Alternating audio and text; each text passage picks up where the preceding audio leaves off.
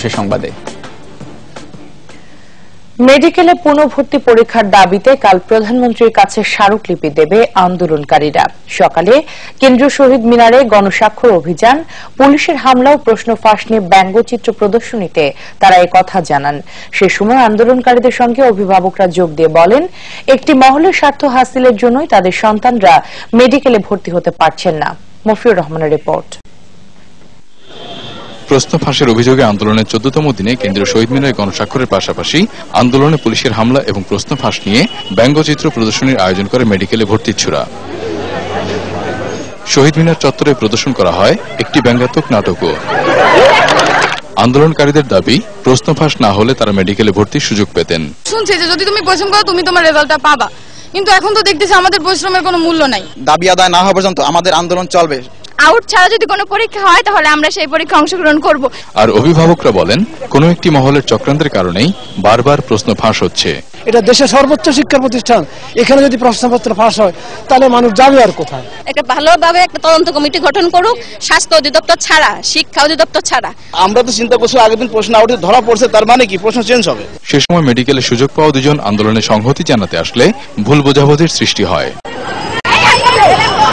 তারা বলেন, পুনঃ পরীক্ষা হলে তাদের আপত্তি নেই। শুধু বলছি যে আমরা চান্স পেয়েছি দেখে কি আমাদের বাবা মা নিয়ে এরকম গালি দেওয়ার 15 টাকা দিয়ে কোশ্চেন পাও, 15 লাখ দিয়ে পাও, সবার বাবা মার কি এত এবিলিটি থাকে? তারা বিষয়টা ঠিক মতো করতে পারেনি, তার জন্য আমি সাফার হইতেছি, যা চান্স পানি তাদের বাবা মা সাফার হইতেছে। ঠিক আছে, মাঝখান থেকে কিছু স্বার্থবাদী লোক লাভ পাইতেছে। পরে আনুষ্ঠানিকভাবে 4 অক্টোবরের কর্মসূচি ঘোষণা করা হয়। আমরা কালকে 10টায় শহীদ মিনারে একত্রিত হচ্ছি সবাই, তারপরে আমরা স্মারকলিপি এবং বিভিন্ন প্রমাণাদি নিয়ে প্রধানমন্ত্রীর কাছে এগুলো জমা দিব। মফিউর রহমান, 21 টেলিভিশন, ঢাকা। বিচার বিভাগ এখন সম্পূর্ণ স্বাধীন বলে মন্তব্য করেছেন প্রধান বিচারপতি সুরেন্দ্র কুমার সিনহা।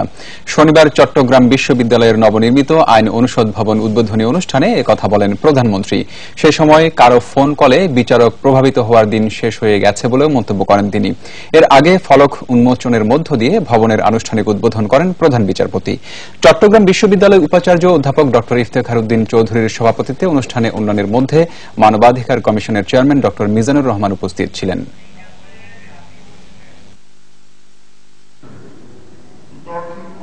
আমার বিচারকরা এখন আর টেলিফোন ধরেন না, এবং টেলিফোনে কথা বলে যে কোনো কারো জামিন দেবে, ইনজাংশন দেবে, কোনো রায় দেবে, সেই দিন চলে গিয়েছে।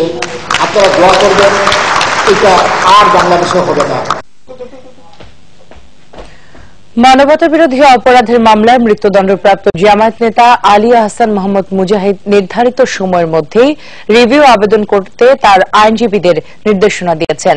সকাল 10:30টার দিকে অ্যাডভোকেট শিশির মনিরের নেতৃত্বে 5 সদস্যের একটি দল ঢাকা কেন্দ্রীয় কারাগারে মুজাহিদের সঙ্গে দেখা করতে গেলে তিনি এই নির্দেশ দেন। এ সময় শিশির মনির জানান, মুজাহিদ শারীরিক এবং মানসিকভাবে সুস্থ আছেন, তবে 191 পৃষ্ঠার রায় সম্পূর্ণ পর্যালোচনা করার পর রিভিউ আবেদন দাখিলের পূর্বে আইনজীবীদের সঙ্গে আবারও দেখা করার কথা বলেছেন মুজাহিদ।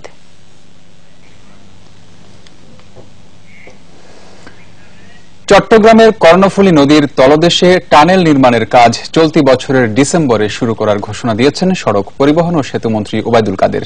2020 সালের মধ্যে টানেল নির্মাণ কাজ শেষ হবে বলেও জানান তিনি।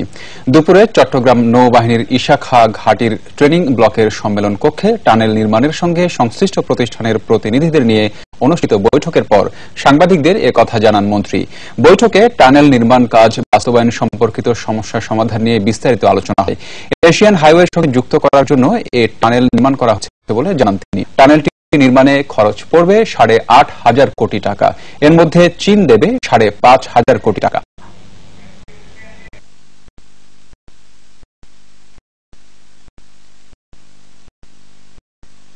কর্ণফুলী টানেল নির্মাণের ফিজিক্যাল কনস্ট্রাকশন ওয়ার্ক শুরু এবং 2020 সালের ডিসেম্বরে শেষ হবে। খরচ পড়বে 8,500 কোটি টাকা।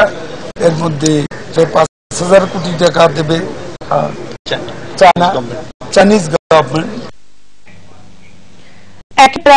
বিদেশি নাগরিক হত্যাকাণ্ড প্রমাণ করে দেশে আইনের শাসন নেই বললেই চলে এবং আইন শৃঙ্খলা পরিস্থিতি অতীতের যে কোনো সময়ের চেয়ে খারাপ বলে অভিযোগ করেছেন বিএনপি নেতারা। পরিস্থিতি উত্তরণে বর্তমান সংসদ ভেঙে নতুন নির্বাচন দিয়ে গণতন্ত্র ফিরিয়ে আনারও আহ্বান তাদের। আরো জানাচ্ছেন মোহাম্মদ নুরুন নবী। শনিবার দুপুরে নয়াপল্টনে দলের কেন্দ্রীয় কার্যালয়ের সংবাদ সম্মেলনে দেশে শৃঙ্খলার অবনতি ঘটেছে দাবি করেন বিএনপির আন্তর্জাতিক বিষয়ক সম্পাদক আসাদুজ্জামান রিপন। বাংলাদেশকে শাসক দল সন্ত্রাসের অভয়ারণ্যে পরিণত অবিলম্বে সংসদ ভেঙে দিয়ে একটি নতুন নির্বাচন আয়োজনের পথকে সুগম করার জন্য নিরপেক্ষ সর্বদিনে একটি নতুন নির্বাচন দিয়ে প্রকৃত জনপ্রতিনিধিদের দ্বারা নতুন সংসদ গঠনের প্রক্রিয়া সম্পন্ন জানান। অন্যদিকে জাতীয় প্রেস ক্লাবের দলটির ভাইস চেয়ারম্যান আব্দুল্লাহ নোমান অভিযোগ করেন বর্তমানে দেশে আইনি শাসন নেই বলেই ভয়ানক অস্থির পরিস্থিতি বিরাজ করছে। একজন বিদেশিকে হত্যা করা শুধু নয়, যে কোনো একজন নাগরিককে হত্যা করা এটা তো একটা অপরাধ। কেন গুলি করছে সেটাও বোঝা যাচ্ছে না। তার সাথে সম্পৃক্ত আজকে যারা ক্ষমতাসীন, সেই ক্ষমতাসীন রাজনৈতিক দলের বিভিন্ন অঙ্গ সংগঠনের নেতারা, কর্মীরা, যারা একটা অস্থির অবস্থা দেশকে ঠেলে দিচ্ছে। এই উত্তরণে সুষ্ঠু গণতন্ত্র ফিরিয়ে আনা আবশ্যক বলে মন্তব্য বিএনপির এই নেতা। আর এই প্রক্রিয়া কিভাবে অনুসন্ধানে সব দলের অংশগ্রহণে আলোচনার আহ্বান জানান তিনি। সে আইনের প্রয়োগ নাই। মোহাম্মদ নুরুন নবী, 21 টেলিভিশন, ঢাকা। আমরা এবার মডার্ন ডায়াগনস্টিক সেন্টার আন্তর্জাতিক সংবাদ।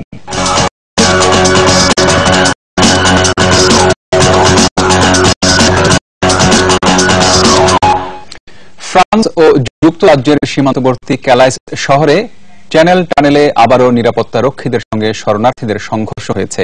এতে কয়েক ঘন্টার জন্য বন্ধ থাকে টানেলটি দিয়ে রেল চলাচল। পুলিশ জানায় 120 জনের মতো শরণার্থী টানেলের ভেতরে প্রবেশ করলে তারা বাধা দেয়। পরে আরো 2 শতাধিক শরণার্থী টানেলে ঢুকলে সংঘর্ষ বাধে। এতে সাময়িক বন্ধ রাখা হয় রেল চলাচল। যুক্তরাজ্যে যাওয়ার উদ্দেশ্যে ফ্রান্সের সীমান্তবর্তী ক্যালাইস শহরের জঙ্গলে জড়ো হয়েছে আফ্রিকা থেকে আসা শরণার্থীরা। এদিকে মধ্যপ্রাচ্যের যুদ্ধ বিধ্বস্ত দেশগুলো থেকে ক্রোয়েশিয়া সীমান্তে অভিবাসনকারীদের আগমন অব্যাহত রয়েছে। নতুন করে জড়ো হয়েছে আরো কয়েক হাজার অভিবাসন প্রত্যাশী। অন্যদিকে গ্রিসের সমুদ্র উপকূলে আসা শরণার্থীদের সহায়তার আহ্বান জানিয়েছে প্রধানমন্ত্রী অ্যালেক্সিস সিপ্রাস। আফগানিস্তানের কুন্দুজের একটি ক্লিনিকে বোমা হামলায় নিহতের সংখ্যা বেড়ে 9 জনে দাঁড়িয়েছে। আহত হয়েছে আরো অন্তত 50 জন।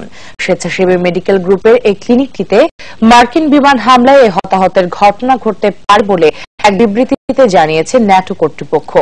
শুক্রবার মতে হামলার সময় রোগী ও ডাক্তার সহ হাসপাতালে প্রায় 200 জন ছিল, যাদের মধ্যে নিখোঁজ রয়েছে 30 জনেরও বেশি। এদিকে স্বরাষ্ট্র মন্ত্রণালয় দাবি করছে 10 থেকে 15 জন সন্ত্রাসী আগের রাত থেকে ক্লিনিকে অবস্থান নিয়েছিল। হামলায় তারা সবাই মারা গেছে। ক্লিনিকটির 80 জন কর্মীকে নিরাপদ স্থানে সরিয়ে নেওয়া হয়েছে বলে কর্তৃপক্ষ জানিয়েছে। সৌদি আরব মিনায় পদদলিত হয়ে নিহতদের মধ্যে 104 জন ইরানি হাজির মরদেহ তেহরানে পৌঁছেছে। নিহত হাজিদের প্রতি শ্রদ্ধা জানান সরকারের শীর্ষ পর্যায়ের কর্মকর্তারা। রোববার দাফন করা হবে মরদেহ। তেহরান সহ সব প্রদেশে আয়োজন করা হচ্ছে শোকানুষ্ঠান। তবে হতাহতের এই ঘটনায় সৌদি সরকারকে ইঙ্গিত করে দোষীদের কঠোর শাস্তির ব্যাপারে আবারও সতর্ক করেছেন প্রেসিডেন্ট হাসান রুহানি। মিনা দুর্ঘটনায় এবার নিহত হাজিদের সর্বোচ্চ সংখ্যক ইরানি। রিপোর্ট মল্লিকের। শোকে স্তব্ধ তেহরান। বিমান থেকে একের পর এক নামানো হচ্ছে হাজিদের মরদেহ। হজ পালনের সময় মিনায় পদদলিত হয়ে নিহত ঘটনায় 104 জন ইরানের মরদেহ নিয়ে প্রথম ফ্লাইট তেহরানে পৌঁছায় শনিবার।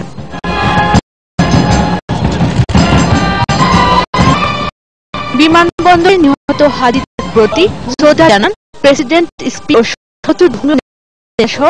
শীর্ষ পর্যায়ের কর্মকর্তারা।